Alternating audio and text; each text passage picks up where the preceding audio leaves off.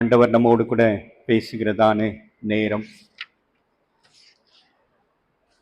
ஆண்டவர் நமக்கு கொடுத்திருக்கிறதான இந்த அற்புதமான தருணத்துல நான் ஆண்டவரை நம்முடைய உள்ளத்தின் ஆழத்திலிருந்து கனப்படுத்தி, ஆண்டவரை மகிமைப்படுத்தி, அவருக்கு உரிய கனத்தை செலுத்துகிற கூட்டமாக, ஜனமாக, அவருடைய மக்களாக நாம் அவருடைய சந்ததியில வந்திருக்கிறோம். அசைவாடும் ஆவியே, தூய்மையே ஆவியே, அசைவாடும் ஆவியே, தூய்மையே ஆவியே, இடமசைய உள்ளம் நிரம்ப இறங்கி வாருமே. இந்த இடமசைய உள்ளம் நிரம்ப இறங்கி வாருமே. வெலநடைய நிரப்பிடுமே, பலத்தினாவியே,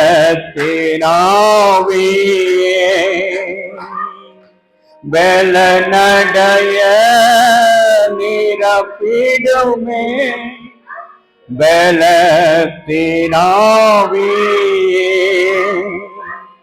கனமடைய ஊற்றிடுமே, ஞானத்தினாவியே, கனமடைய ஊற்றிடுமே, ஞானத்தினாவியே, தேற்றிடுமே உள்ளங்களை இயேசுவின் நாமத்தினால், தேற்றிடுமே உள்ளங்களை இயேசுவின் நாமத்தினால், ஆற்றிடுமே காயங்களை அபிஷேக தைலத்தினால், ஆற்றிடுமே காயங்களை அபிஷேக தைலத்தினால், அசைவாடும் ஆவியே, தூய்மையே ஆவியே, இடமசைய உள்ளம் நிரம்ப இறங்கி வாருமே. துடைத்திடுமே கண்ணீரெல்லாம் கிருபையின் போர்க்கரத்தால், துடைத்திடுமே கண்ணீரெல்லாம் கிருபையின் போர்க்கரத்தால், நிறைத்திடுமே ஆனந்தத்தான், மகிழுடன் துதித்திடவே, துடைத்திடுமே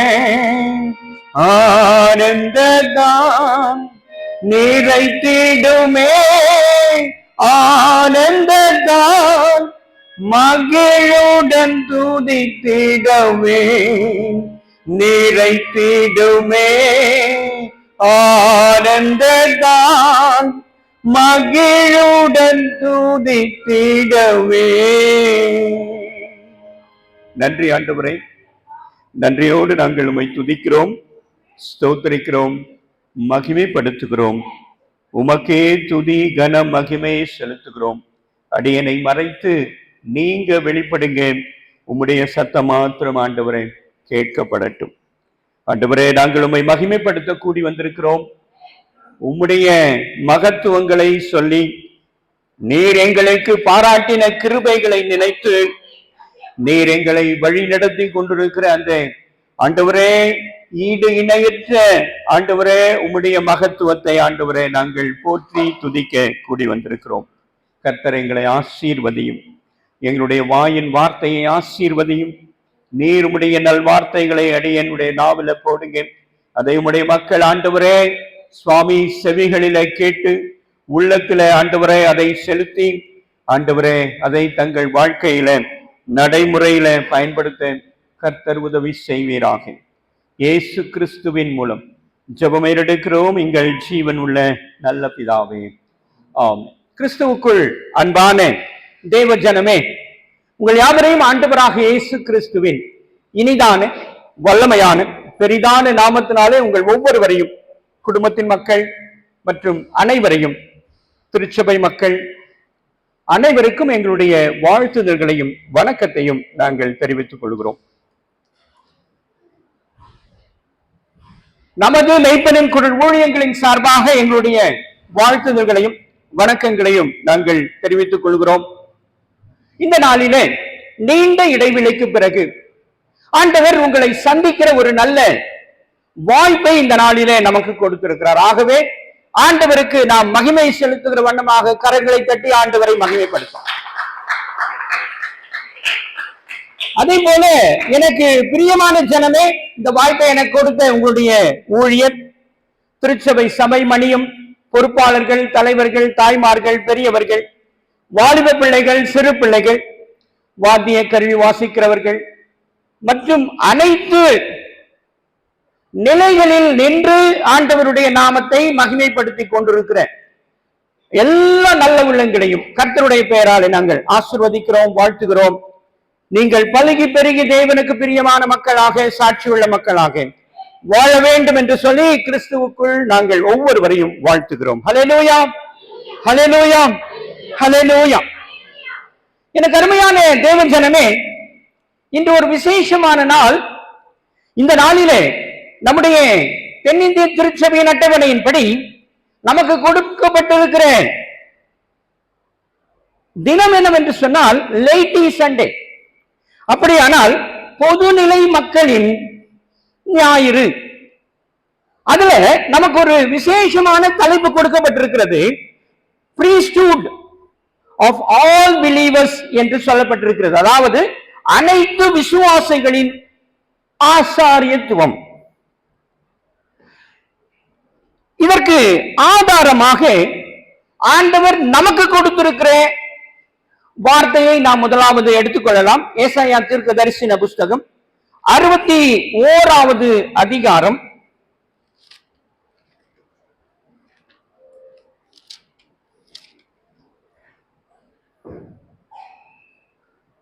6வது வசனத்தை வாசியுங்கள்.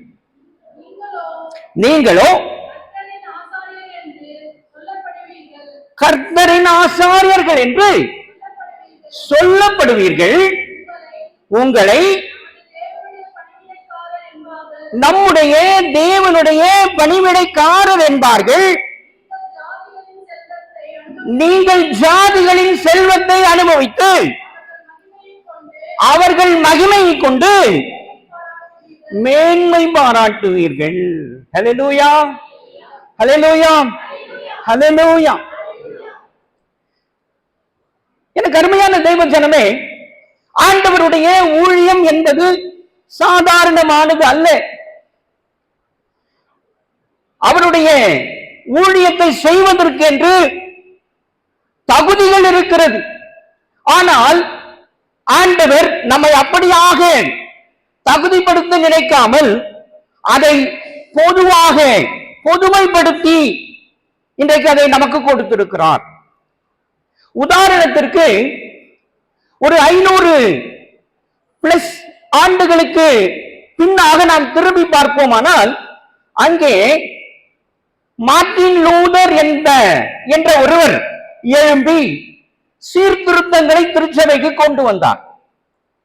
ஆனால் மார்ட்டின் லூதர் அவர்கள் சீர்திருத்தத்தை எப்படி கொண்டு வந்தார் என்றால், வேதத்தின் வார்த்தைகளுக்குள் சீர்திருத்தத்தை ஏற்படுத்தவில்லை. நாம் அதை புரிந்து கொண்ட விதத்திலே சீர்திருத்தத்தை ஏற்படுத்தினார் என்றுதான் நாம் புரிந்து கொள்ள வேண்டும்.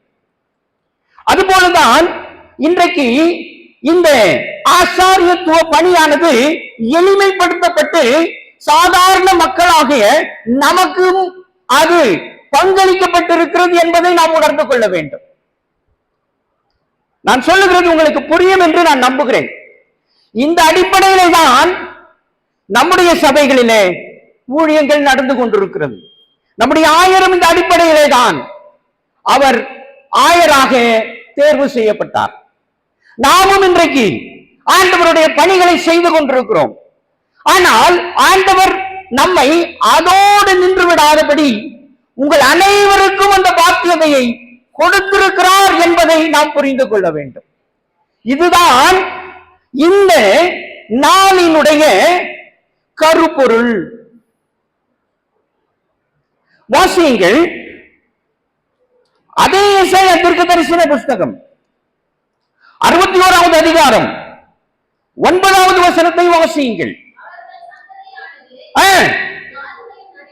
ஜாதிகளின் நடுவிலும் அவர்கள் சந்தானமானது என்னமா ஜனங்களின் நடுவிலும் அறியப்பட்டிருக்கும். அவர்களை பார்க்கிற யாவரும் அவர்கள் கர்த்தரால் ஆசீர்வாதம் பெற்று சந்ததி என்று அறிந்து கொள்வார்கள். இன்னைக்கு இந்த மகத்துவத்தை நாம் எப்படி பயன்படுத்திக் கொண்டிருக்கிறோம் என்பது ஒரு முக்கியமான கேள்வி. வாசியுங்கள், 1 பேதுருவின் புஸ்தகம் 2வது அதிகாரம் 9வது வசனத்தை வாசியுங்கள்.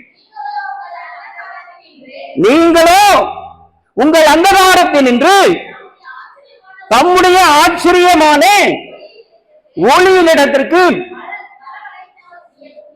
வரவழைத்தவருடைய புண்ணியங்களை அறிவிக்கும்படி எடுத்துக்கொள்ளப்பட்ட சந்ததியாயும் ராஜரீக ஆசாரிய கூட்டமாயும் பரிசுத்த ஜாதியாயும் அவருக்கு சொந்தமான ஜனமாயும் இருக்கிறீர்கள். அல்லேலூயா. எத்தனை பேருக்கு இந்த மகத்துவம் தெரியும்? எத்தனை பேர் இந்த மகத்துவத்தை எனக்கு உரியதாக நான் மாற்றி இருக்கிறோம் என்பதுதான் இன்றைக்கு மிகப்பெரிய கேள்வி. எனக்கு அருமையான தேவ ஜனமே, இந்த சபையில ஏராளமான பெண்கள் வந்திருக்கிறார்கள். ஆண்கள் ரொம்ப குறைவா இருக்கிறாங்க. பிள்ளைகள் ஒரே ஒரு பையன் தான் உட்கார்ந்து இருக்கிறான். இந்த கிராமத்துல ஆண்களுக்கு குறைச்சலா, பிள்ளைகளுக்கு குறைச்சலா? ஏன் வரல? எதற்காக நாம் தேவனுடைய நாளை நாம் அனுசரிக்க நான் பின்தள்ளப்பட்டிருக்கிறேன் அல்லது பின்தங்கி வாழ்ந்து கொண்டிருக்கிறேன் என்ற கேள்வி என்றைக்காகிலும் யாருக்காகிலும் எப்பொழுதாகிலும் ஏற்பட்டதுண்டா? எனக்கு அருமையானவர்களே, நான் செய்திக்கு போறதுக்கு முன்னாக ஒரு முக்கியமான விசேஷத்தை உங்களுக்கு சொல்லிவிட்டு நான் செய்திக்கு கடந்து போக விரும்புகிறேன். எரேமியா தீர்க்கதரிசன புஸ்தகம் 25வது அதிகாரம்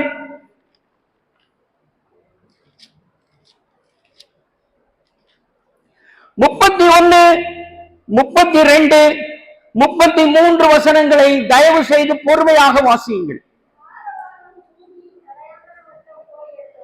ஆரவாரம் கடையாந்தம் போய் எட்டும் ஜாதிகளோட கர்த்தருக்கு வழக்கு இருக்கிறது. மாம்சமான யாவரோடும் அவர் நியாயத்திற்குள் பிரவேசிப்பார். துன்மார்க்கரை பட்டயத்திற்கு ஒப்பு கொடுப்பார் என்று கர்த்தர் சொல்லுகிறார்.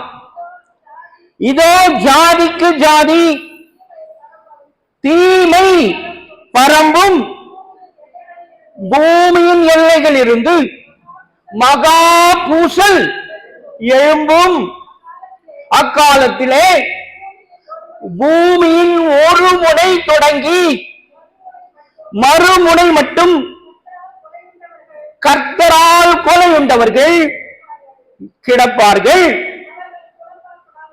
அவர்கள் புலம்பப்படாமலும் சேர்க்கப்படாமலும் அடக்கம் பண்ணப்படாமலும் பூமியின் மேல் எருவாவார்கள்.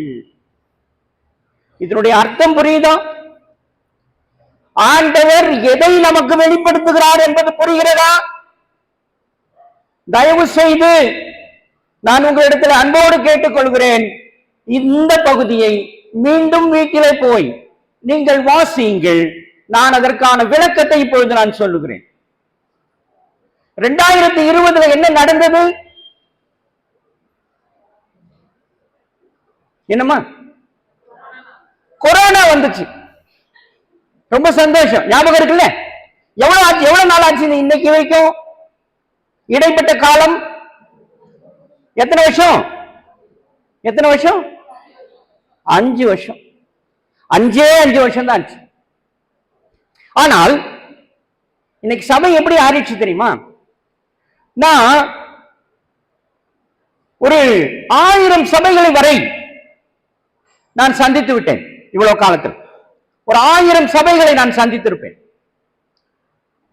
2020க்கு முன்பாக இருந்த சபை, 2000க்கு பின்பாக இருந்த சபை என்ற ஒரு நிலைப்பாடு இன்றைக்கு நான் பார்க்கிறேன். நமக்கு ஒரு விஷயம் தெரியுமா? கிமு கிபினா என்ன தெரியுமா? கிறிஸ்துவுக்கு முன், கிறிஸ்துவுக்கு பின். ஆனா இன்னைக்கு கொரோனாவுக்கு பிறகு இன்னொரு பதமும் நம்முடைய வழக்கத்திற்கு வந்துவிட்டது. கொரோனாவுக்கு முன், கொரோனாவுக்கு பின். கொரோனாவுக்கு பின் சபை நன்றாக இருந்தது. என்னுடைய கருத்தின்படி சபை நன்றாக இருந்தது. ஆனால் கொரோனாவுக்கு பின் என்ன ஆனது என்றால் 20 to 30% drop inclined, பின்னோக்கி இறங்கிடுச்சு, கீழ் நோக்கி இறங்கி விட்டது சபை. இப்ப ஒரு குறிப்பு சொல்லணும்னா, 100 பேர் ஒரு சபைக்கு போய்கிட்டு இருந்தாங்க 2020க்கு முன்னாகனா, இன்னைக்கு அந்த சபையினுடைய ஸ்ட்ரென்த் 80 இல்லைன்னா 70. இதான் நிலைப்பாடு. இது எல்லாரும் ஒத்துக்கொள்வார்கள், யாரும் மறுப்பு சொல்லவே மாட்டாங்க. இதான் உண்மை. நான் இன்னொரு உண்மையை உங்களுக்கு சொல்லிவிட்டு நான் செய்திக்கு கடந்து போக விரும்புகிறேன். இன்றைக்கு நாம் வாசிக்க கேட்ட எரேமியா தீர்க்க தரிசன புஸ்தகத்தினுடைய அந்த வார்த்தை சொல்லதுபடி பூமியின் ஒரு முனை தொடங்கி பூமியின் மறுமுனை மட்டும் இன்றைக்கு அழிவு ஆரம்பமாகிவிட்டது. எப்பொழுதிருந்து? ஒரு 10 ஆண்டு காலத்திற்காக 10 ஆண்டு காலமாக இது நடந்து கொண்டிருக்கிறது. நாங்க 2020க்கு அப்புறம் இதை கவனிக்க ஆரம்பிச்சோம். என்கிட்ட ஒரு பட்டியலே இருக்கிறது, இன்று வரை இருக்கிறது பட்டியல். 2020 கொரோனா வந்தது. அதை தொடர்ந்து நிறைய காரியங்களை நாம் பார்த்து வந்தோம் உலகம் முழுக்க. ஆனால் 2020 ஒரு 10 மாசத்துக்கு ஒரு 10 மாதம் நடைபெறுகிறதான நிகழ்வை நான் உங்களுக்கு சொல்லிக் கொண்டிருக்கிறேன். அந்த 2020வது ஆண்டுல ஒரு 10 நிகழ்வு 12 நிகழ்வு இருந்திருக்கும். 2021 அது 30 மாறியது. 2022 35 ஆனது. 2024 40. இப்படி மாதமும் ஏறிக்கொண்டு போகிறது. கடந்த ஆகஸ்ட் மாதம், செப்டம்பர் மாதம் மாத்திரம் 45 மாதத்திற்கு 40 நிகழ்வுகள், 45 நிகழ்வுகள், 50 நிகழ்வுகள். அப்படி என்ன நிகழ்வுகள் என்றால், பூமி அதிர்ச்சி, வெள்ளங்கள், பூமி சரிவு. நேற்று ஒரு 4 நாளைக்கு முன்னாடி கரூர்ல 41 பேர் மரணம், 100க்கும் அதிகமான பேர் காயப்பட்டு மருத்துவமனையில் சேர்க்கப்பட்டது, விமான விபத்துக்கள். இப்படி கணக்கில் அடங்கா காரியங்கள் நடந்து கொண்டிருக்கிறது. இந்த விசேஷத்தை நீங்கள் கவனத்தில் வைத்து நீங்கள் வீட்டிலே போய் அந்த 3 வசனங்களை நீங்கள் வாசித்து பார்த்தால் அதனுடைய உண்மை தன்மை உங்களுக்கு நன்றாக புரியும். அப்படியானால் நான் என்ன செய்ய வேண்டும் என்பதை நாம் இன்றைக்கு சிந்தித்து நாம் தேவனை நோக்கி திரும்ப வேண்டிய கட்டாயத்தில் நாம் இருக்கிறோம்.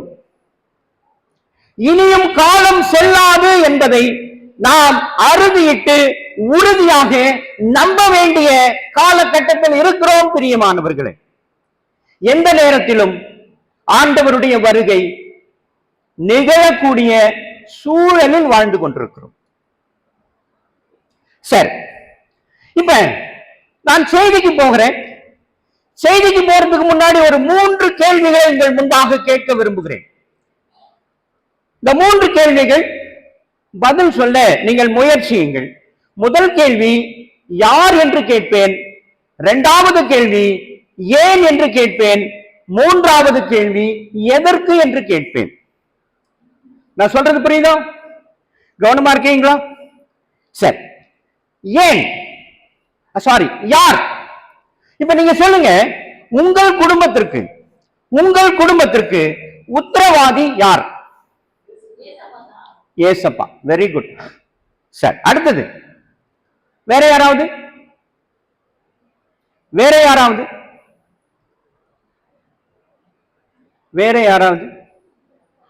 என்னம்மா? குடும்ப தலைவர். அப்படின்னா என்ன பொருள் தெரியுமா? இப்பவே நான் முடிவு அறிவிச்சிடுறேன். நீங்கள் வேதத்தை சரியாக வாசிக்கவில்லை. எத்தனை பேர் வேதத்தை அனுதின தியானமாக மாற்றி இருக்கிறீர்கள்? கை தூக்குங்க பார்க்கலாம். எத்தனை பேர் பரிசுத்த வேதாகமத்தை அனுதின தியானமாக மாற்றி இருக்கிறீர்கள்? 1 2 3 அரை கை கால் கையெல்லாம் கணக்கில் எடுத்துக்கலாமா மாட்டமா தெரியல எனக்கு. சரி, அதையும் எடுத்துக்கலான்னு சேர்த்தாலுமே எண்ணிக்கையே வரல. இந்த பக்கம் காணவே காணும். இல்லவே இல்லை. சரி, இரண்டாவது கேள்வி ஏன்? வாசியுங்கள்.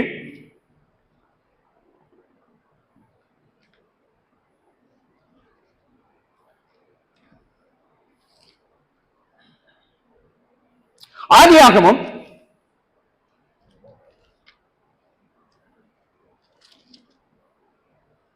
48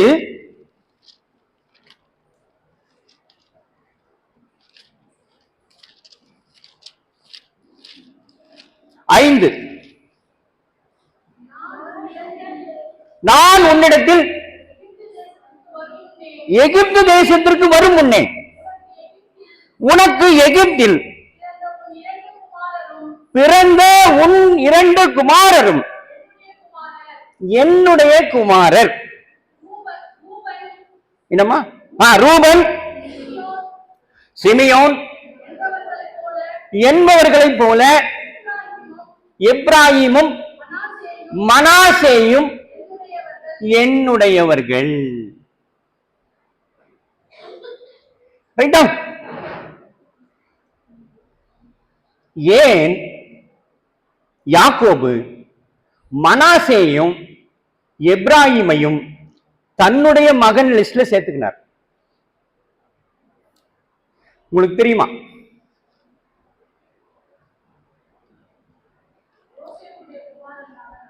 யோசேப்பினுடைய குமாரனாக. நீங்க சொல்றது கரெக்ட் தாமா? யோசேப்பின் குமாரன் யாரு? மனாசே, எப்ராஹிம் யோசேப்பினுடைய குமாரரா? Right, very good. நான் என்ன கேட்கிறேன்னா, ஏன் யாக்கோபு அந்த 2 பிள்ளைகளையும் தன்னுடைய பிள்ளைகளாக பாவித்தார் அல்லது அந்த லிஸ்ட்ல சேர்த்துக்கிட்டாரு? இவர்கள் எனக்கு பிறந்த பிள்ளைகள் என்று நான் பாவிக்கிறேன், எடுத்துக்கொள்கிறேன் என்று சொல்லி கானான் தேசத்துல பங்கு கொடுத்தாரா இல்லையா? ஏன் கொடுத்தாரு? எதற்காக? பிள்ளை இல்லைன்னா சொல்லுங்க யாக்கோபு, சொல்லுங்க. நீங்க ட்ரை பண்றீங்க. நான் சொல்றேன் ஒரு விஷயத்தை நான் சொல்ல மறந்துட்டேன். அதாவது நான் எந்த சபைக்கு போனாலும் நான் கேட்கிற 2 கேள்விகள் உண்டு. ஒன்று பொதுவா கேட்கறது, அது நீங்க ஏத்துக்குவீங்களா என்னன்னு தெரியாத நான் கேட்கிறேன். நேரத்தை பார்க்காதீங்கன்னு சொல்லுவேன். நான் போற இடங்கள்ல. ஏன்னா இது ஓய்வு நாள். ஓய்வு நாளுக்கு ஒரு விளக்கமும் நான் தயாரா இருக்கிறேன். அதுக்கு இப்ப நேரம் இல்லை. சரி, ரெண்டாவது கேள்வி கேட்பேன். நான் வெறுமனே செய்தியை மட்டும் சொல்லிட்டு போக மாட்டேன். நான் என்ன பண்ண மாட்டேன்? செய்தியை மட்டும் சொல்லிட்டு போக மாட்டேன். நான் கேள்வி கேட்பேன், நீங்க பதில் தரணும். ஆனால் அங்கே ஒரு விசேஷத்தை நான் உங்களுக்கு சொல்ல விரும்புகிறேன். நீங்க என்ன பதில் சொன்னாலும் நான் தவறுனே சொல்ல மாட்டேன். நிச்சயமா. நீங்க இதுக்கப்புறம் பாருங்க, எங்கேயாவது நீங்க சொன்னது தப்பு அப்படின்னு சொல்வேனா? சொல்லவே மாட்டேன். ரைட்டு அப்படின்னு தான் சொல்வேன். மாறாக செய்தியை கவனித்து கேட்டீர்களானால் அந்த கேள்விக்கான பதிலை என்னுடைய செய்தியோடு நான் சொல்லிவிடுவேன். ஹல்லேலூயா, ஹல்லேலூயா, ஹல்லேலூயா. தயாரா? Right, very good. இப்ப சொல்லுங்க, நீங்க தயங்காதீங்க. உங்களுக்கு தெரிஞ்சதை சொல்லுங்க.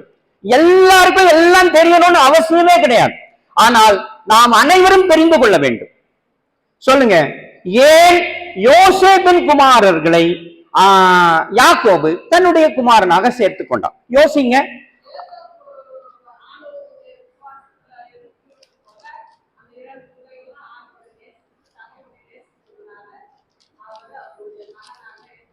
சரி, வெரி குட், வெரி குட். அம்மா சொல்றாங்க, நாம ஏற்றுக்கொள்ளலாம். சரி, இப்ப அடுத்த கேள்வி, எதற்கு? வாசியுங்கள், ஆதியாகமம் 25:31.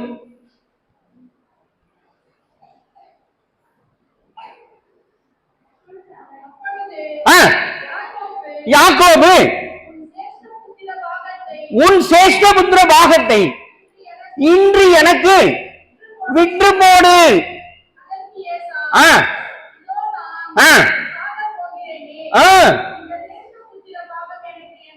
என்னத்திற்கு? ஏன் சொன்னா? அவன் ஏன் கேட்டான்? இவன் ஏன் அதை விட்டு விட்டான்? தெரியுமா நமக்கு? சீக்கிரமா, நீங்க அமைதியா இருந்தா நேரம் கடந்துதான் போகும். தயவு செய்து சொல்லுங்க, ஏன், எதற்கு, எதற்காக யாக்கோபு ஏசாவையும் மனாசேயையும் இப்ராஹிமையும் தன்னுடைய பிள்ளைகள் லிஸ்ட்ல சேர்த்துக்கிட்டான்? எதற்காக யாக்கோபு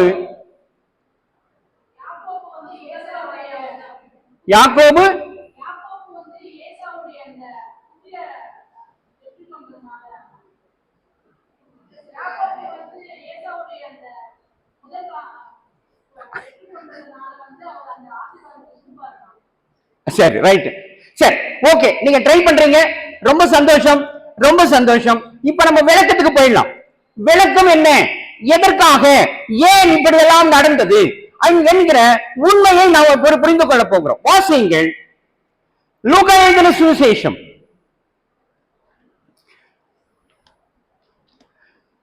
2வது அதிகாரம் 21, 22, 23 வசனங்கள் வாசியும். 8ஆம் நாளிலே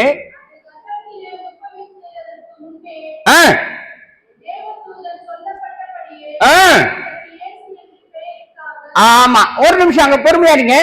இது ஞானஸ்தானத்தை குறித்த ஒரு செய்தியாக அங்க ஆரம்பமாகிறது. இப்ப நல்லா புரிஞ்சுக்கொள்ளுங்க, இந்த 21வது வசனத்துல 2 செய்தி நமக்கு வேதம் நமக்கு சொல்லுகிறது. ஒன்று காலம், 2வது பெயர் வைத்தல் என்ற ஒரு நிகழ்வு நடந்ததாக நமக்கு வேதத்துல பதிவு செய்யப்பட்டிருக்கிறது. அப்படியானால் எனக்கு ஒரு விசேஷத்தை சொல்லுங்க. நமக்கு வழக்கத்தில் இருக்கிற 2 ஞானஸ்தானம் நமக்குள் வழக்கத்தில் இருக்கிறது. என்னென்ன ஞானஸ்தானம்? முழுக்கு ஞானஸ்தானம், தெளிப்பு ஞானஸ்தானம் அல்லது குழந்தை ஞானஸ்தானம். இதுதான் நம்முடைய வழக்கத்தில் இருக்கிறது. இங்கே ஆண்டவராக இயேசு கிறிஸ்துவுக்கும் இதே போன்ற ஒரு நிகழ்வு நடக்கிறது. 2 காரியங்களை 2 விதமாக செய்கிறார்கள். அதே விதமாக 3வது அதிகாரம் லூக்கா 3:21, ஜனங்கள் எல்லாரும் ஞானஸ்தானம் பெற்ற போது இயேசுவும் ஞானஸ்தானம் பெற்று ஜெபம் பண்ணுகையில் வானம் திறக்கப்பட்டது, பரிசுத்த ஆவியானவர் ரூபம் கொண்டு புறாவை போல அதன் மேல் இறங்கினால் வானத்திலிருந்து ஒரு சத்தம் உண்டாகி, நீர் என்னுடைய நேசகுமாரன், பிரியமாய் இருக்கிறேன் என்று உரைத்தார். அடுத்தது, அப்பொழுது இயேசு ஏறக்குறைய 30 வயதுள்ளவன் ஆனார். ஹல்லேலூயா, ஹல்லேலூயா. சரி, இப்ப நாம எப்படி ஞானஸ்தானம் பண்றோம்? அங்க போகல, நடந்த வேதம் நமக்கு சொல்லுகிறது. இப்ப நான் உங்களுக்கு சொல்றேன். நான் முதல்ல சொன்னேன், இந்த ஆண்டவருக்கு 8ஆம் நாளிலே பெயர் வைத்தார்கள். அப்படி என்றால் நேமிங் செர்மனி. அடுத்தது 30வது வயதுல அவர் ஞானஸ்தானம் பெற்றார். இங்க படிச்சவங்க நிறைய பேர் இருப்பீங்க. சொல்லுங்க, உங்களுக்கு டிகிரி எப்ப கொடுத்தாங்க? எப்படி கொடுத்தாங்க?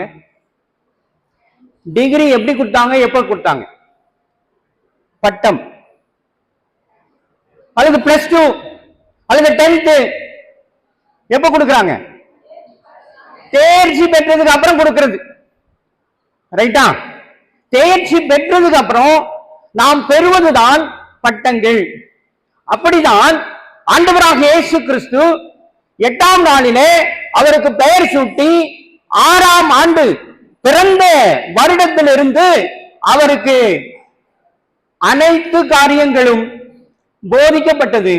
6லிருந்து 12 வரை அவர் வேதங்களை படிக்க ஆரம்பித்தார்.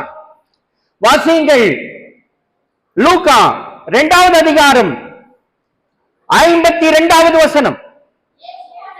இயேசுவானவர் ஞானத்திலும் வளர்ச்சியிலும் தேவ கிருபையிலும் மனுஷர் தயவிலும் அதிகமாய் விருத்தி அடைந்தார் என்று சொல்லப்பட்டிருக்கிறது.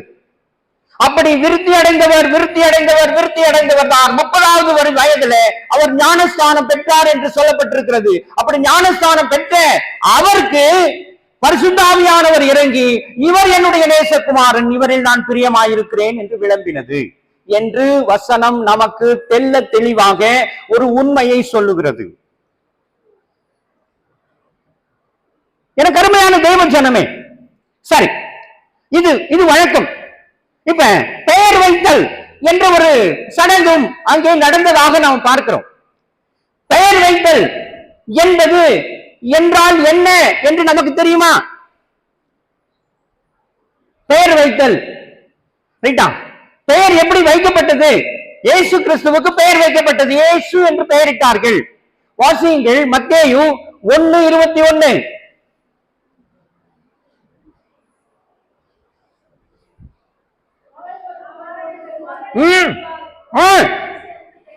இயேசு என்று பெயரிடுவாயாக, ஏனெனில் அவர் தமது ஜனங்களின் பாவங்களை நீக்கி அவர்களை ரட்சிப்பார். அப்படியானால் அந்த பெயருக்கு என்ன பொருள்?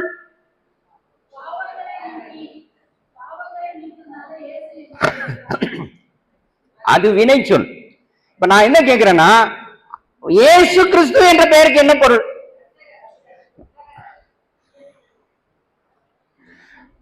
அதாவது காரண பெயர்.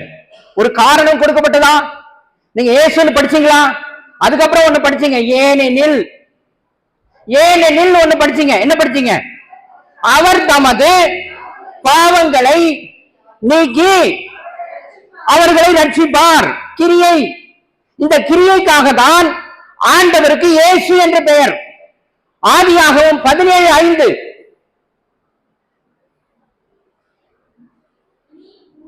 இனி உன் பெயர் ஆபிராம் எனப்படாமல் நான் உன்னை திரளான ஜாதிகளுக்கு தகப்பனாக ஏற்படுத்துகிறபடியினால் உன் பெயர் ஆபிரகாம். இதுக்கு என்ன பொருள்? ஒன்னும் சொல்ல மாட்டேன். என்னமா அப்படின்னா என்ன பொருள்? இதுவும் காரண பெயர். ஒரு காரணம் இருக்கிறது.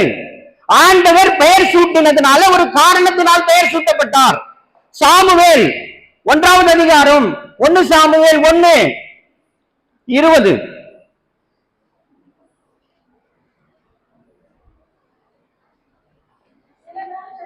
ஆ,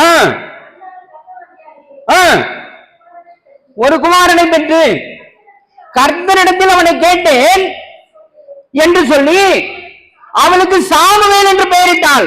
இதுக்கு என்ன பொருள்? ஐயா என்னம்மா வசனம் என்னமா சொல்லு? வசனம் என்ன? வசனத்தை படிக்குமா? சரி, ரைட். அப்புறம் அப்புறம் கர்த்தரிடத்தில் நான் கேட்டேன் என்று சொல்லி அவனுக்கு சாமுவேல் என்று பெயரிட்டாள். அப்படின்னா என்ன பொருள்?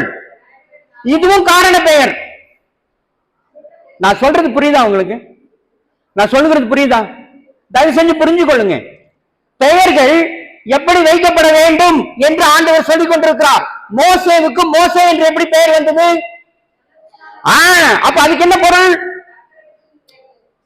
காரண பெயர்மா. காரண பெயர், ஒரு காரணம் இருக்கிறது. மோசே என்று பெயர் வைப்பதற்கு ஒரு காரணம் இருந்தது.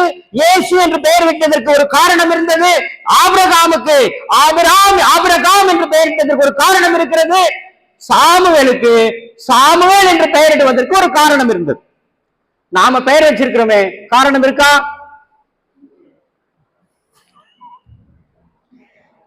இருக்கா? இப்ப நான் ஒண்ணு கேட்கிறேன், இப்போ நல்லா கவனிங்க. மரியம்மா மாரியம்மான்றோம். மாரியம்மான்னு ஒரு பெண்ணுங்க உள்ள வருதுங்க. அந்த அம்மா எனக்கு சொல்லுங்க, என் பேர் மாரியம்மா அப்படின்னு சொல்லுங்க. என்ன நினைப்பீங்க? இந்து பொண்ணு, இந்து பொண்ணுங்க அது அப்படின்னு நினைப்பீங்க. மேரின்னு சொல்லுது அந்த பொண்ணு, என்ன நினைப்பீங்க? மிரியம்னு சொல்லுது, அதுக்கு என்ன நினைப்பீங்க? முஸ்லீம்னு வைக்கீங்க. நான் சொல்றது புரியுதா? நாம் எப்படி பெயர் வச்சிருக்கிறோம் தெரியுமா? பிரிக்கிறோம். பெயர்களினாலே என்ன பண்ணிக்கிட்டு இருக்கோம்? பிரிக்கிறோம். ஆனால் ஆண்டவர் வேதத்தின் வழியில அப்படி சொல்லவே கிடையாது. நீங்க ஆதி ஆகமத்திலிருந்து வெளிப்படுத்தல் வரைக்கும் பெயர்களை போய் ஆராய்ந்து பார்ப்பீர்களானால் பெயர்கள் எல்லாம் காரண பெயர்களாக வைக்கப்பட்டது. நான் சொல்றது புரியுதா? நான் சொல்றது புரியுதா? புரிஞ்சுக்கொள்ளுங்க.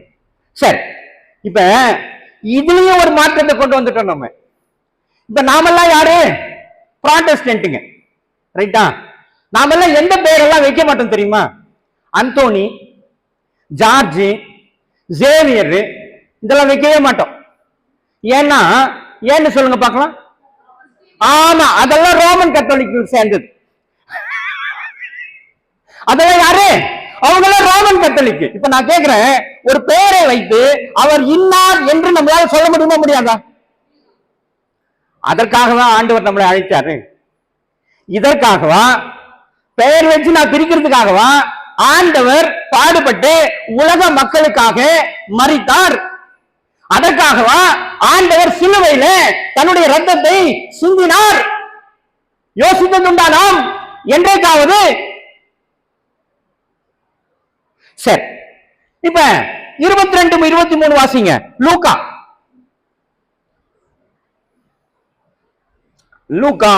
2வது அதிகாரம் 22, 23 வசனங்கள்.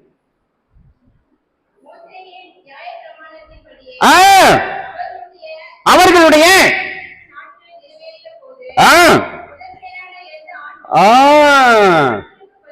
அவ்வளவுதான், நிறுத்துங்க. இப்ப இன்னொரு உண்மையையும் அங்கே சொல்லுகிறார் ஆண்டவர். இன்னொரு உண்மையையும் தன்னுடைய வாழ்வின் மூலமாக அவர் வெளிப்படுத்தினார். என்ன உண்மை என்றால், முதற் பேரானவர்கள், ஆண்டவராக இயேசு கிறிஸ்து முதற் பேரானவர் என்ற ஒரு உண்மையை வெளிப்படுத்துகிறார். அவருடைய தாய் தகப்பன்மார் மோசேயின் நியாயப்பிரமாணத்தின்படி அந்த பிள்ளையை ஆலயத்தில் கொண்டு போய் தேவனிடத்தில் ஒப்பு கொடுத்தார்கள் என்று வசனம் சொல்லுகிறது. இதை நாம கவனிக்கவே இல்லை, நாம அந்த பழக்கத்திலே இல்லை. வாசியுங்கள் யாத்ராகமம் 22, 29.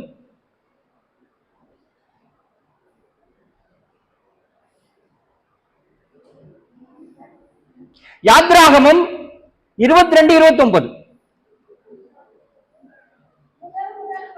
முதல் பழுக்கும் உன் பழத்தையும் வடியும் உன் ரசத்தையும் காணிக்கையாக செலுத்த தாமதிக்க வேண்டாம்.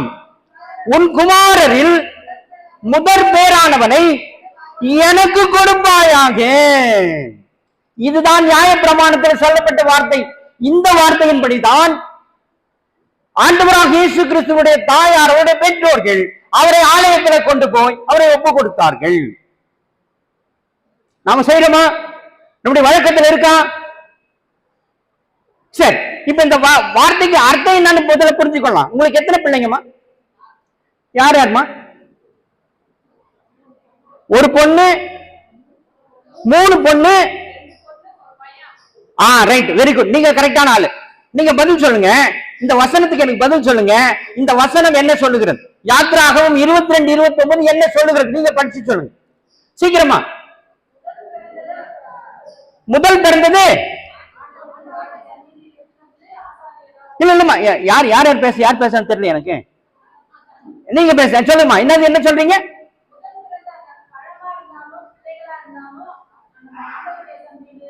வெரி குட், வெரி குட் சொல்றோம் இல்லையா? இப்ப அந்த வசனம் என்ன சொல்றது? நீங்க என்ன செஞ்சிருக்கீங்க? செய்யல. இல்லம்மா, நீங்க அட்லீஸ்ட் செய்யல விடுங்க. அது என்ன சொல்லுங்கிறாங்க புரியுதா பார்க்கலாம். இப்ப உங்களுக்கு என்ன சொன்னீங்க? மூத்த பொண்ணு, ரெண்டாவது பொண்ணு, மூணாவது பையன், 4வது பொண்ணு. நீங்க வசனத்தின்படி யாரை கொடுப்பீங்க ஆண்டவருக்கு? முதல் பிறந்த பொண்ணு இல்லையா? அப்படித்தானே? Very good, very good, super. பாத்தீங்களா, நாம எந்த வருஷத்துல உட்கார்ந்துக்கிறோம் தெரியுமா?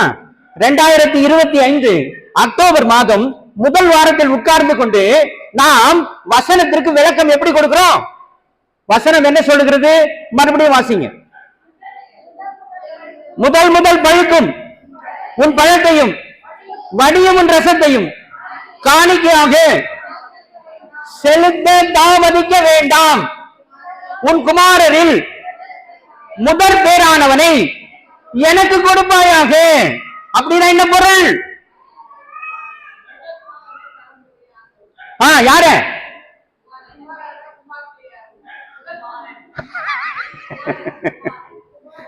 சரிமா, சரி. நான் இப்படி பேசிட்டு இருந்தா டைம் போயிடும். உண்மை என்ன தெரியுங்களா? உன் குமாரரில் முதற் பேரானவனை எனக்கு கொடுப்பாயாக. அப்படியானால் நீங்கள் யாரை கொடுக்க வேண்டும்? உங்களுக்கு 3வது பையனாக பிறந்த முதல் குமாரனை ஆண்டவருக்கு கொடுக்க வேண்டும். ஹல்லேலூயா, ஹல்லேலூயா. தயவு செய்து புரிந்து கொள்ளுங்கள். வசனம் இப்படித்தான் சொல்லிக் கொண்டிருக்கிறது.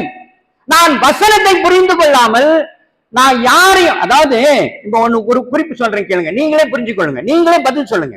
அதாவது பெற்றோர்கள், நீங்க உங்க பிள்ளை கிட்ட ஒரு காரியத்தை சொல்றீங்க, ஒரு விசேஷத்தை இதை செய் என்று சொல்லுகிறீர்கள். அவன் அதை விட்டுட்டு அதை விட மேலானதை கூட செஞ்சு வந்தா நீங்க ஏத்துக்குவீங்களா? ஏத்துக்க மாட்டீங்க. என்ன பண்ணுவீங்க? கோபப்படுவீங்க. அடுத்தது என்ன பண்ணுவீங்க? அடுத்து அதையும் போய் செய்ய சொல்லி சொல்லுவீங்க, கம்பல் பண்ணுவீங்க. வேற யாரு கரெக்டா பதில் சொல்றவங்க? உங்க பிள்ளை அப்படி செய்யலன்னா என்ன பண்ணுவீங்க? செய்யலனா என்னமா அடிப்பீங்க. அடுத்தவங்க ஒருத்தர் சொல்லுங்க, அடுத்தவங்க சரியா சொல்லுங்க பதில். பேச மாட்டீங்க. போதுமா? இப்ப நீங்க செஞ்ச இந்த காரியத்திற்கு ஆண்டவர் உங்களுக்கு என்ன செய்யலாம்?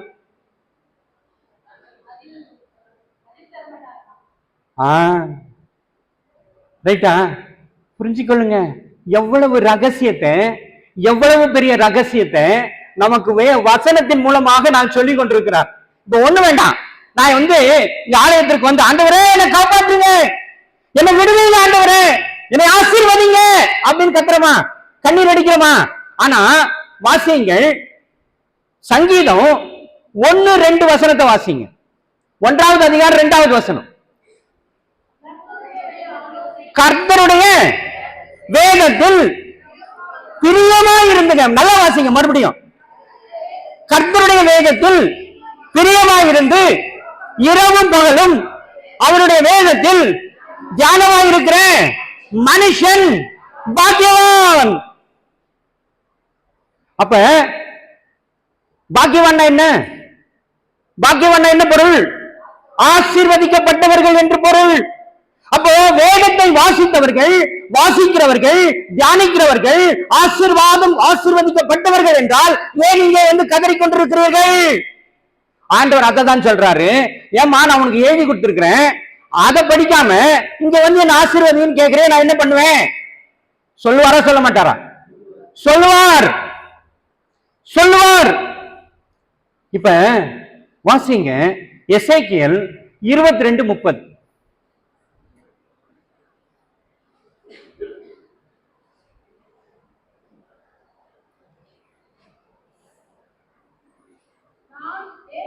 நான் தேசத்தை அழிக்காதபடிக்கு திறப்பிலே நிற்கவும் சுவரை அடைக்கவும் தக்க ஒரு மனுஷனை தேடினேன், ஒருவனையும் காணேன் என்று சொல்லுகிறார்.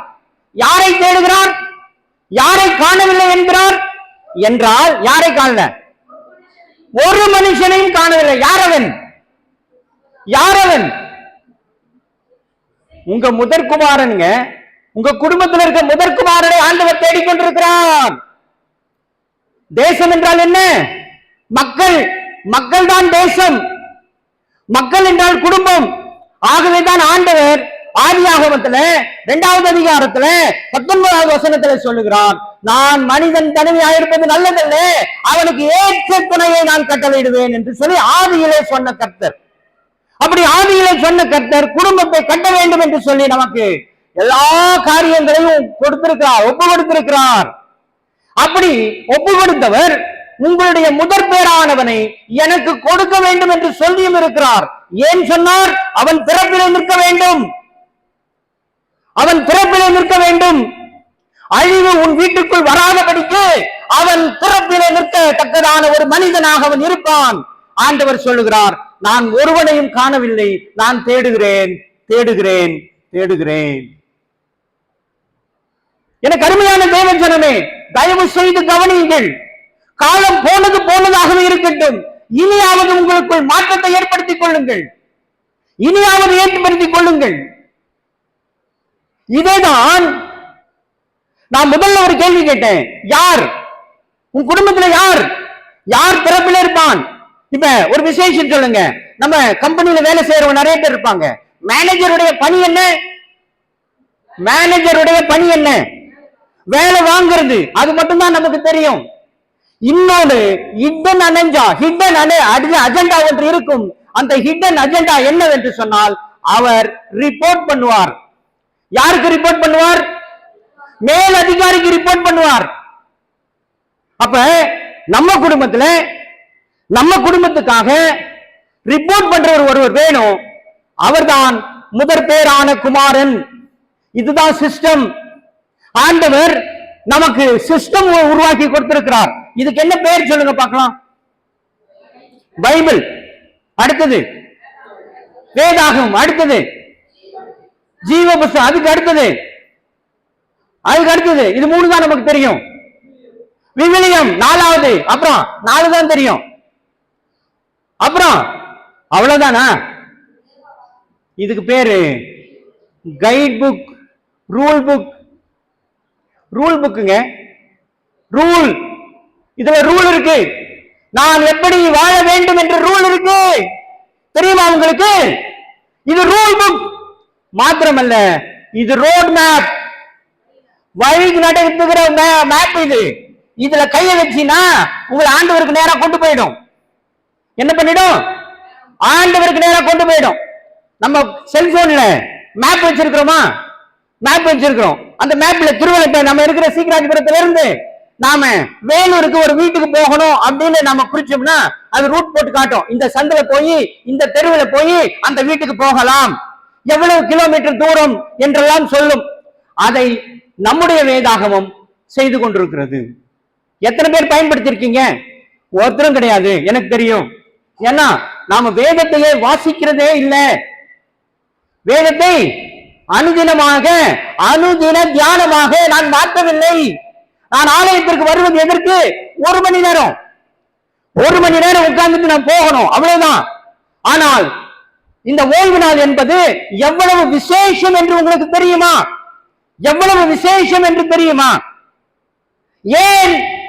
ஏராளமான ஆண் பிள்ளைகள், ஆண் மக்கள் சபைக்கு வரல. காரணம் சொல்லுங்க. தெரியலையே, காரணம் தெரியல. காரணம் தெரியாம அவங்க இருக்கிறாங்க இல்லையா? காரணம் தெரியாம. சரி, இப்ப நானே உங்களுக்கு காரணம் சொல்றேன். அவங்க வேலைக்கு போய்க்கிறாங்க இல்லையா? வேலைக்கு போயிருப்பாங்களா? எதுக்கு வேலைக்கு போறாங்க? சம்பாதிக்கிறதுக்கு போறாங்க. சம்பாதிச்சா என்ன நடக்கும்? எனக்கு சாப்பாடு கிடைக்கும். கரெக்டா? நான் ஆலயத்திற்கு வந்து உட்கார்ந்தா எனக்கு சாப்பாடு கிடைக்குமா? கிடைக்காது. ஆனா உங்களுக்கு ஒரு உண்மை தெரியவில்லை. வாசியுங்கள் லேவியராகமம் புஸ்தகம் 25வது அதிகாரம் 3வது வசனத்திலிருந்து வாசிங்க. 6ஆம் வருஷம் 6 வருஷம் உன் வயலை விதைப்பாயாக,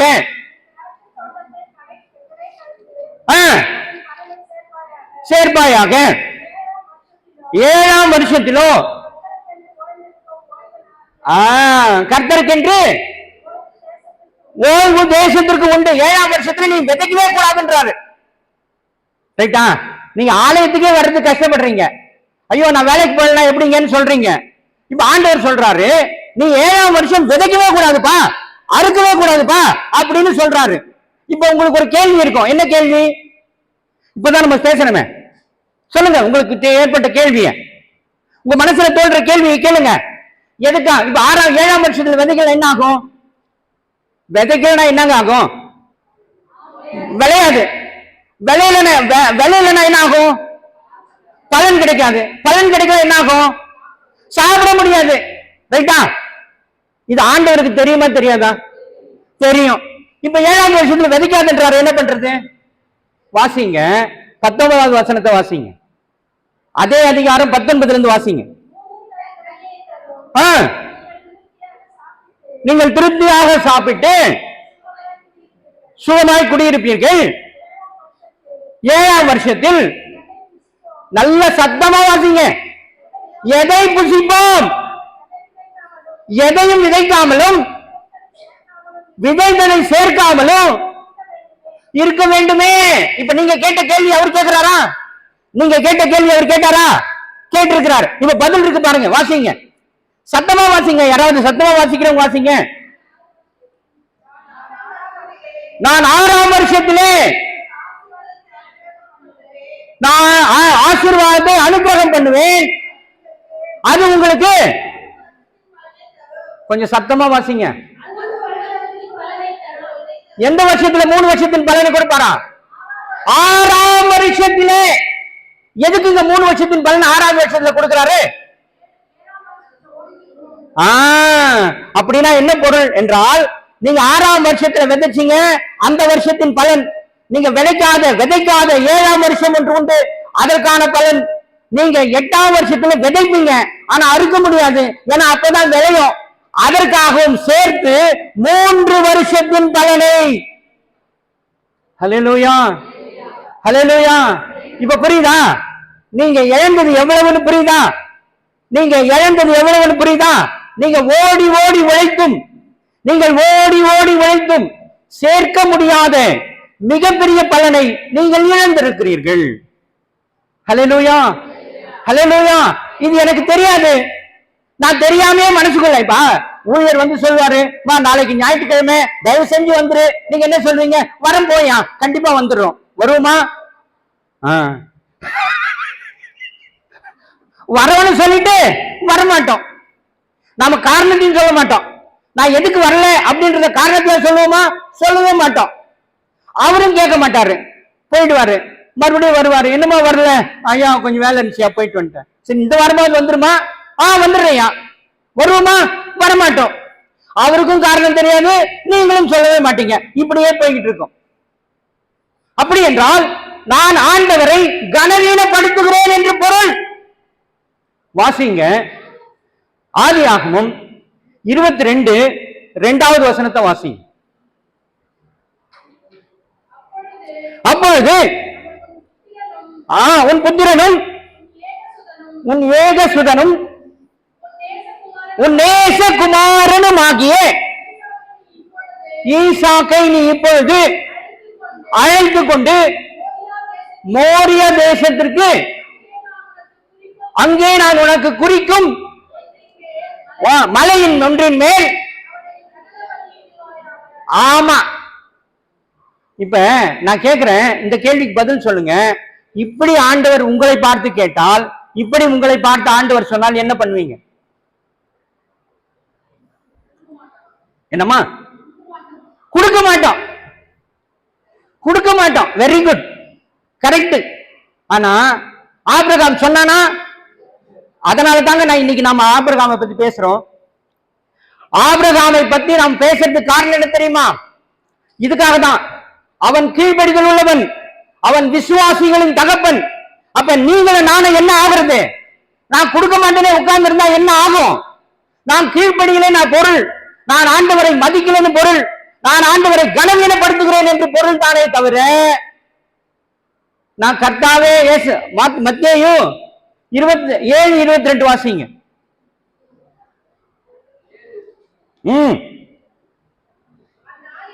அந்நாளில் அநேகர் என்னை நோக்கி, கர்த்தாவே கர்த்தாவே, உமது நாமத்தினாலே தீர்க்க தரிசனம் உரைத்தோம் அல்லவா?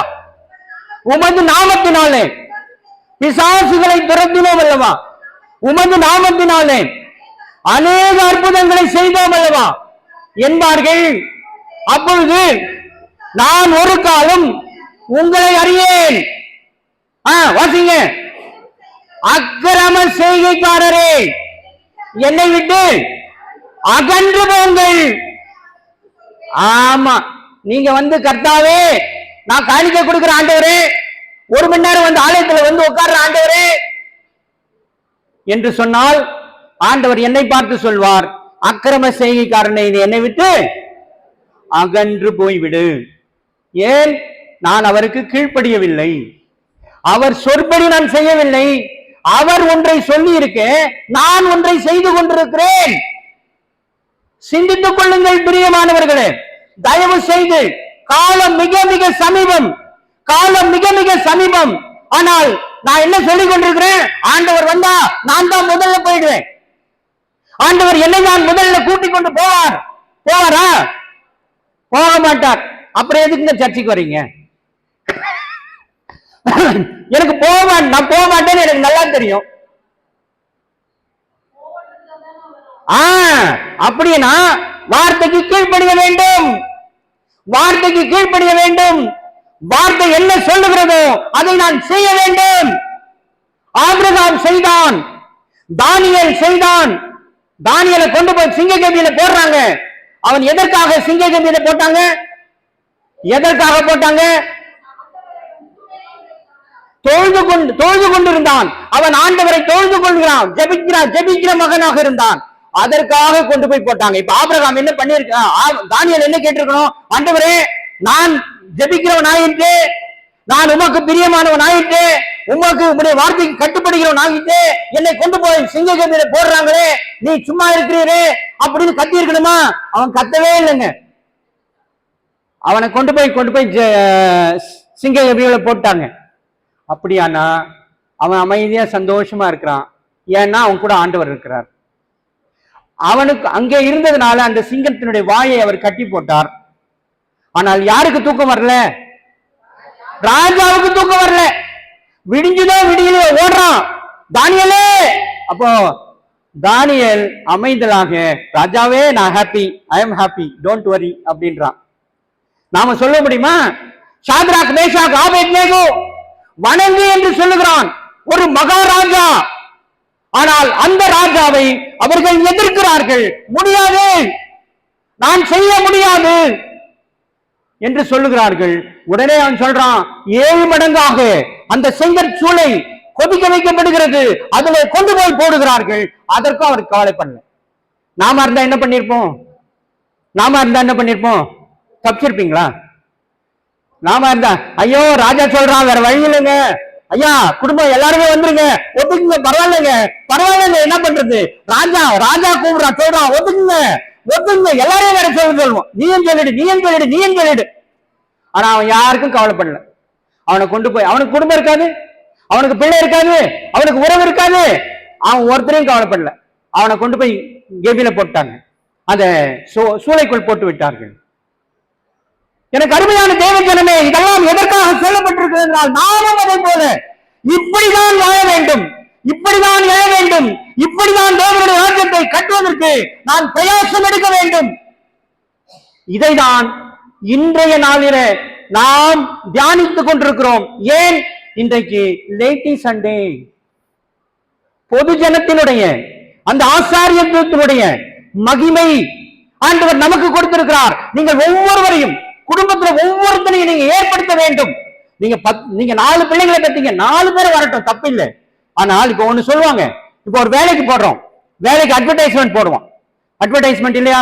ஒரு டீச்சருக்காகவோ, ஒரு பேங்க் ஆபீசருக்காகவோ, ஒரு வேறு பணிக்காகவோ ஒரு அட்வர்டைஸ்மெண்ட் என்ன வரும்? ஒரு பேசிக் குவாலிபிகேஷன் போடப்படும். என்ன குவாலிபிகேஷன்? +2 அல்லது டிகிரி அல்லது மாஸ்டர் டிகிரி அல்லது டெக்னிக்கல் டிகிரி என்று போடப்படும். ஆனால் அப்படின்னா ஒரு பொருள் அல்ல, நான் அவர் மட்டும்தான் அப்ளை பண்ணணும்னு பொருளா? அவர் மட்டும்தான் அப்ளை பண்ணணும்னு பொருளா? அதற்கு மேல படிச்சவங்களும் அப்ளை பண்ணலாம். பண்ணலாமா வேண்டாமா? அப்படிதான். அப்ப உங்க குடும்பத்துல 4 பேர் இருந்தா 4 பேரும் கற்றுக்கொள்வாங்க, தப்பில்லை. ஆனால் கண்டிப்பாக ஒருவர் நிற்க வேண்டும் உங்கள் குடும்பத்தின் பாதுகாப்புக்காக. வாசியுங்கள் எபிரேயர் 12:23.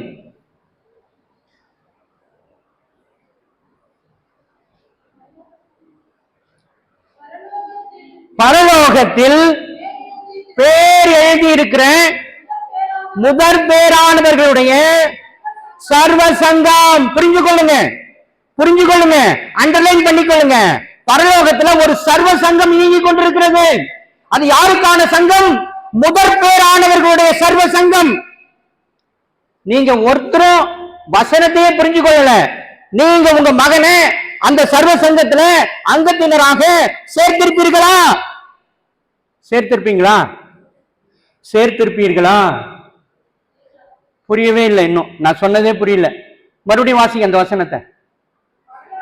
பரலோகத்தில் பேர் எழுதியிருக்கிற முதற் பேரானவர்களுடைய சர்வ சங்கம் ஒன்று இயங்கிக் கொண்டிருக்கிறது. நல்லா புரிஞ்சுக்கொள்ளுங்க, பரலோகத்துல ஒரு சங்கம் இயங்கிக் கொண்டிருக்கிறது. என்ன சங்கம்? முதற் பேரானவர்களுடைய சங்கம். உன் குடும்பத்துல பிறக்கிற ஒவ்வொரு முதற் பேரானவர்களுக்கும் ஒரு சங்கம் இருக்கிறது. அந்த சர்வ சங்கத்துல உன்னுடைய மகனுடைய பெயர் எழுதப்பட வேண்டும். வாசியுங்கள் மத்தேயு 18:10.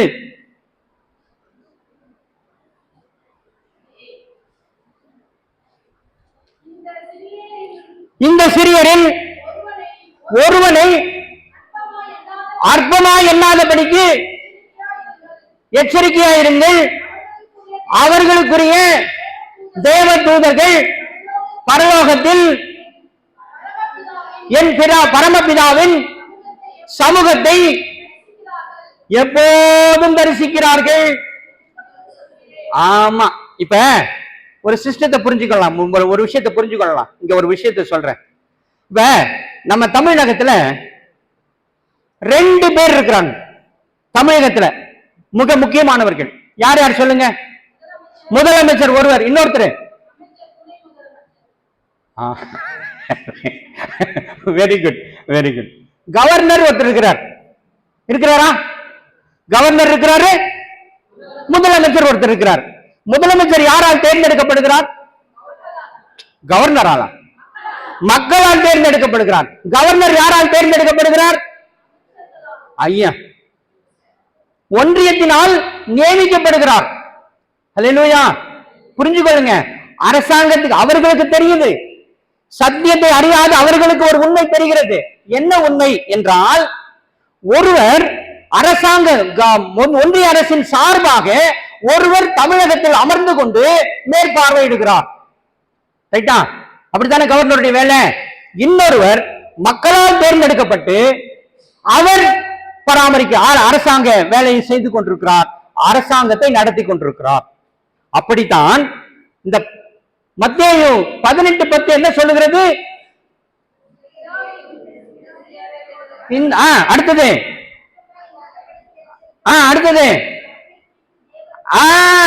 அப்படியானால் உங்கள் ஒவ்வொருவருக்காகவும் இங்க இருக்கிற, நான் சொல்றது கவனிக்கிறீங்களா? கவனிக்கிறீங்களா? இங்க உட்கார்ந்து இருக்கிற ஒவ்வொருவருக்காகவும் ஒவ்வொரு தேவ தூதர்கள் எங்க இருக்கிற எங்க ஆண்டவருடைய பாத தண்டையில நமக்காக பரிந்து பேசிக் கொண்டிருக்கிறார்கள். நமக்காக அவர்கள் மெசேஜ் எடுத்து போய் கொண்டிருக்கிறாங்க. நம்மை கண்காணித்துக் கொண்டிருக்கிறார்கள். நல்லா ஞாபகம் வச்சுக்கங்க. அப்படியானால் நம் சார்பாக ஒருவரை நாம் நியமிக்க வேண்டும். எப்படி நாம் நம் சார்பாக ஒரு முதலமைச்சரை நியமித்திருக்கிறோமோ அது போல நாம் நம் குடும்பத்தின் சார்பாக ஒருவனை முதற் பேரானவனை நான் பிறப்பிலே நிறுத்த வேண்டும். ஹல்லேலூயா, ஹல்லேலூயா. தயவு செய்து புரிந்து கொள்ளுங்கள், புரிந்து கொள்ளுங்கள். நாம் பின்தங்கி இருக்கிறோம் என்பதை நினைவில் கொள்ளுங்கள். இனி இப்படி ஆராதிக்காதீர்கள், இப்படி ஆராதிக்காதீர்கள். நாம் செய்ய வேண்டியது ஏராளம் இருக்கிறது. இன்னொரு உண்மையை சொல்ல விரும்புகிறேன். நம்முடைய இந்திய தேசத்துல மதங்களின் பெயர்களை சொல்லுங்க பார்க்கலாம். மதங்களின் பெயர்கள்: கிறிஸ்தவம், இந்து மதம், சீக்கிய மதம், இந்து மதம், புத்த மதம். Very good. சரி, சொல்லிட்டீங்க. சரி, மெயினானது சொல்லிட்டீங்க, மெயினானது சொல்லிட்டீங்க. இப்ப நான் கேட்கிறேன், கிறிஸ்தவ மதமா? ஏங்க நீங்க தானுங்க இப்பதான் சொன்னீங்க மதம்னு சொல்லிட்டீங்க, அப்புறம் மார்க்கன்றீங்க. நீங்க தானே சொன்னீங்க, நானா சொன்னேன்? என்னங்க ஏங்க மதமா ஆக்குனாங்க, அதெல்லாம் வேலை. நீங்க என்ன சொல்றீங்கன்றது தான் கேள்வி. நான் உங்களை தானே கேட்டேன். நீங்க என்ன சொல்றீங்க? நீ மதமா தான் பின்பற்றுறோமா? சரி, மதமா பின்பற்றுங்க. வாசிங்க அப்போஸ்தலர் 22:4 வாசிங்க.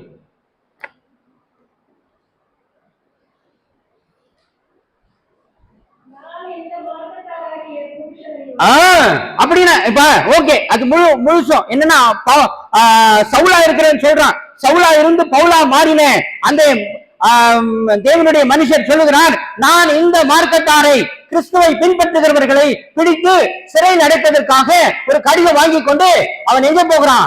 தமஸ்குவை நோக்கி போகிறான். அல்லேலூயா. அப்ப அவன் என்ன சொல்றான்? அங்க பதிவு செய்கிறான். பரிசுத்த வேதாகமம் என்ன சொல்லுகிறது? மார்க்கம் என்று சொல்லிக் கொண்டிருக்கிறது. இப்ப நாமெல்லாம் ஆண்டவருடைய பிள்ளைகள் இல்லையா?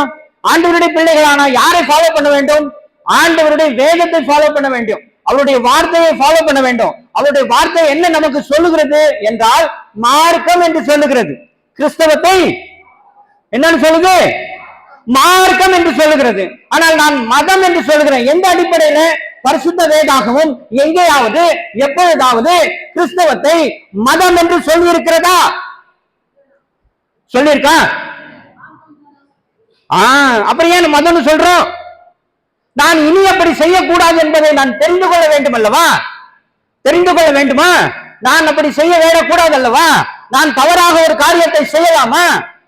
மற்றவர்களை பற்றி நமக்கு கவலை இல்லை. நான் முதலாவது நான் அந்த வழியில நடக்க நான் பிரயாசம் எடுக்க வேண்டும். ஹல்லேலூயா, ஹல்லேலூயா. ஒரு நிமிடம் எழும்பி நில்லுங்க. ஆண்டவரிடத்துல உங்களை ஒப்பு கொடுங்கள், ஒப்பு கொடுங்கள். இன்னொரு ஒரு முக்கியமான விசேஷத்தை மட்டும் நான் சொல்லி நிறைவு செய்ய விரும்புகிறேன். இதெல்லாம் ஷார்ட்டா முடிக்கிற விஷயம் அல்ல. இதெல்லாம் எலாபரேட்டா பேசுறதுக்கான நேரங்கள், ஏராளமான நேரம் கொடுக்கப்பட வேண்டும். அப்பொழுதுதான் எல்லாவற்றையும் டீட்டெயில்டா பேச முடியும்.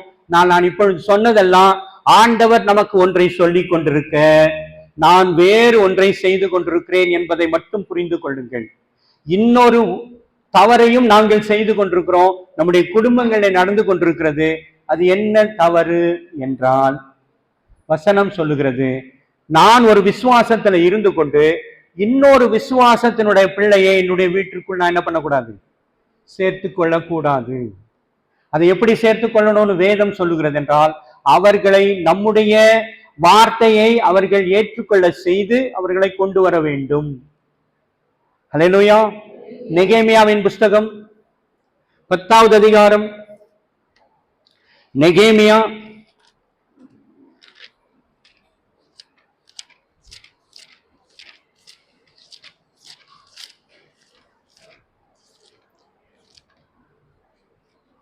நெகேமியா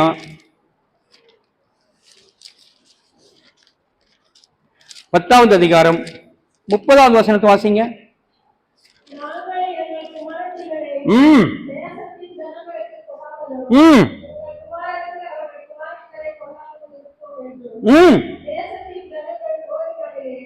போதும். நீ அந்த வசனத்தை மட்டும் நான் வீட்டுல போய் தயவு செய்து இந்த அதிகாரத்தையும் நெகேமியா 10வது அதிகாரம் 30வது வசனத்திலிருந்து கடைசி வசனம் வரைக்கும், அந்த அதிகாரத்தினுடைய கடைசி வசனம் வரைக்கும் தயவு செய்து வீட்டில போய் வாசியுங்கள். ஒரு உண்மையை புரிந்து கொள்ளுங்க. ஆண்டவர் இஸ்ரவேல் மக்கள் முதல்ல எங்க இருந்தாங்க? எகிப்துல இருந்தாங்க. என்னவா இருந்தாங்க? அடிமைகளாக இருந்தார்கள். அடிமையாக இருந்த அந்த மக்களை ஆண்டவர் விடுவித்து அவரை அவருடைய தேசமாகிய ஆபிரகாமுக்கு வாக்குத்தத்தம் பண்ணப்பட்ட தேசத்துல கொண்டு போய் சேர்க்கிறார். சேர்த்து அவர்களுக்குள் ராஜாக்களை எழுப்பி அவர்களை ஆள வைத்தார். ஆனால் அவர்கள் எப்படி ஆண்டார்கள்? தேவனுக்கு விரோதமாக செயல்பட்டு வாழ்க்கையை நடத்தினார்கள். ஆகவே அவர்களை ஆண்டவர் பாபிலோனியருக்கு விற்று போட்டார். அவர்கள் அனைவரும் பாபிலோனுக்கு அடிமைகளாக கொண்டு போகப்பட்டார்கள். ஒரு 70 ஆண்டு காலம் கழித்து அவரை மீண்டுமாக அவர்களுடைய தேசத்துல கொண்டு வரும்பொழுது இந்த மக்கள் எல்லாம் வருகிறார்கள். எஸ்ரா நெகேமியாவோடு எல்லாரும் வருகிறார்கள். வந்தவர்கள் அங்க வந்து ஒரு விசேஷத்தை யோசிக்கிறார்கள். நாம் என்ன தவறு செய்தோம், எப்படிப்பட்ட பாவங்களை நாம் செய்தோம், ஆண்டவர் நம்மை இப்படி விட்டு போட்டாரே என்ற ஒரு உணர்வோடு அவர்கள் சிந்திக்கிற பொழுது ஒரு 7 பாயிண்ட கண்டுபிடிச்சு அந்த நெகேமியாவின் புஸ்தகம் 10வது அதிகாரம் 30வது அதிகார வசனத்திலிருந்து கடைசி வசனத்தில வரையும் அவர்கள் அந்த 7 காரியங்களை இங்கே பதிவு செய்து வைத்திருப்பார்கள். எனக்கு அருமையான தேவ ஜனமே, நாமும் அப்படியாக செயல்பட வேண்டும். நாமும் அப்படியாக நான் என்ன தவறு செய்து கொண்டிருக்கிறேன், நான் எப்படி ஆண்டவருக்கு விரோதமாக செயல்பட்டு கொண்டிருக்கிறேன், ஆண்டவர் வசனம் என்ன சொல்லுகிறது, நான் வசனத்தின்படி நடக்க நான் எப்படியெல்லாம் தவறுகிறேன் என்பதை நீங்களே உங்கள் வாழ்க்கையை சீர்தூக்கி பார்த்து சரி செய்து கொள்ள வேண்டிய தருணம் இது. சரி செய்து கொள்ள வேண்டிய தருணம். நான் உங்களை பார்த்து கேட்கிறேன், எத்தனை குடும்பங்கள்ல குடும்ப ஜெபம் ஒவ்வொரு நாளும் தவறாமல் நடைபெறுகிறது? ஒரு குடும்பத்திலும் இல்லை. வேத வாசிப்பு இல்லை, குடும்ப ஜெபம் இல்லை, ஆலயம் தவறாம இங்க வந்திருக்கிற இவ்வளவு ஜனங்கள ஒண்ணு வேண்டாம். இந்த ஜனவரி மாதத்திலிருந்து 2025 ஜனவரி மாதத்திலிருந்து இன்று வரை ஒரு நாளும் ஒரு வாரமும் தவறாமல் நான் ஆலயத்திற்கு வந்தேன் என்று சொல்லுகிறவர்கள் கைகளை உயர்த்துங்கள். ஒருவரும் இல்லை. ஒருவர், 2 பாத்துங்க, கணக்கு எப்படி வருது பாருங்க. எல்லாம் சிங்கிள் டிஜிட். 1 2 தான். தயவு செய்து புரிந்து கொள்ளுங்கள். கடைசி காலம், ஆபத்தான காலம், அழிவின் காலம், ஆண்டவருடைய வருகை சமீபம். நான் இப்படி இருந்தால் நான் ஆண்டவருக்கு பிரியமாக வாழ்வது எப்பொழுது? என்னை நோக்கி எப்பொழுது ஆண்டவர் வருவார்? என்னை தேடி வருவாரா? ஒன்றே ஒன்றை மட்டும் கடைசியாக கேட்கிறேன். பிரளயம் வந்ததா? பிரளயம் தேசத்தில் பிரளயம் வந்ததா? வந்தது. யாரெல்லாம் காப்பாற்றப்பட்டார்கள்? நோவாவின் குடும்பம், அவங்க குடும்பம் மட்டும். ஏன் காப்பாற்றப்பட்டாங்க தெரியுமா? தேவனை தொழுது கொண்டதுனால. வாசிங்க ஆதியாகமம் 6:9.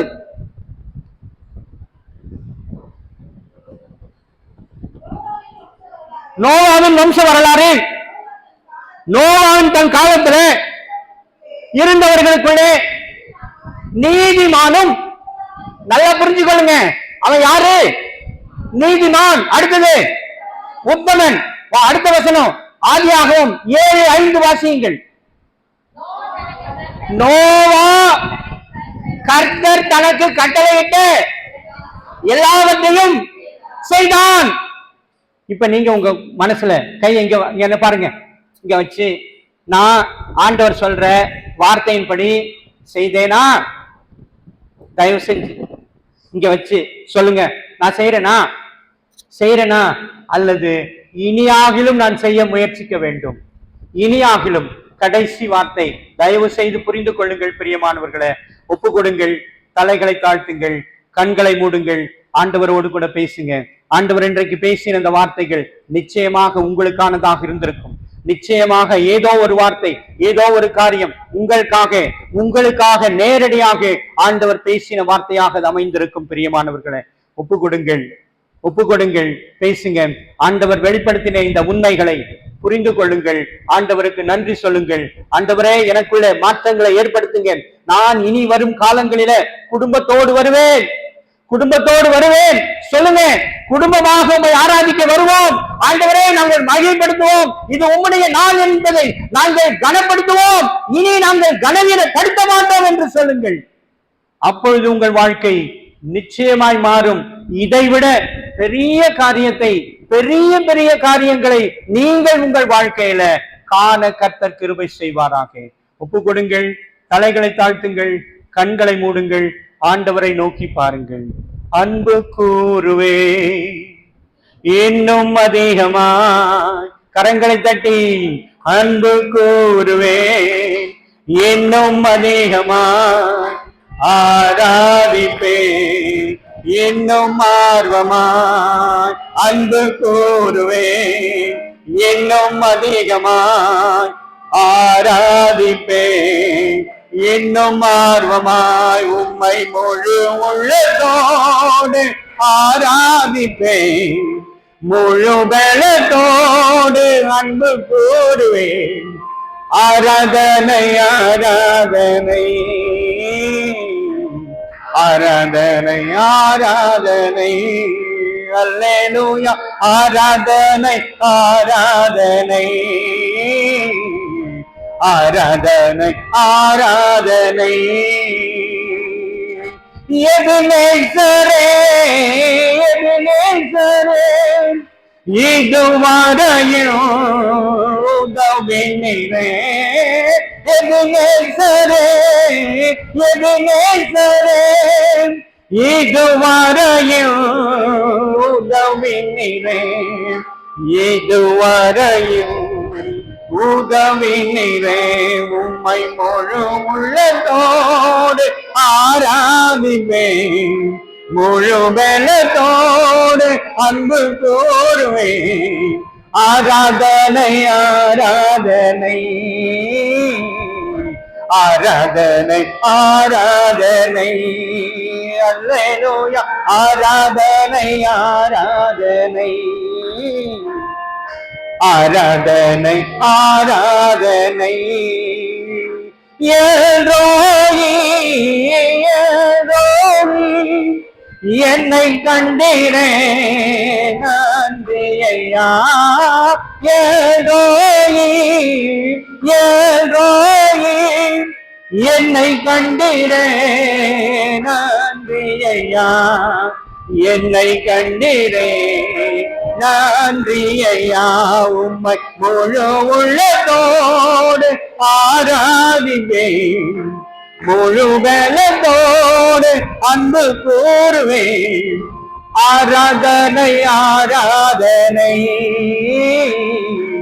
ஆராதனை ஆராதனை அல்லேலூயா ஆராதனை ஆராதனை ஆராதனை ஆராதனை. யெகோவாரப்பா யெகோவாரப்பா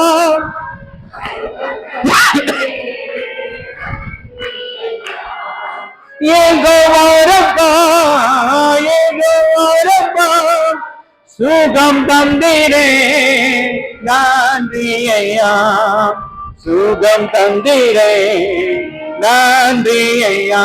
உம்மை முழு உள்ளத்தோடு ஆராதிப்பேன் முழு பலத்தோடு அன்பு கூறுவேன்.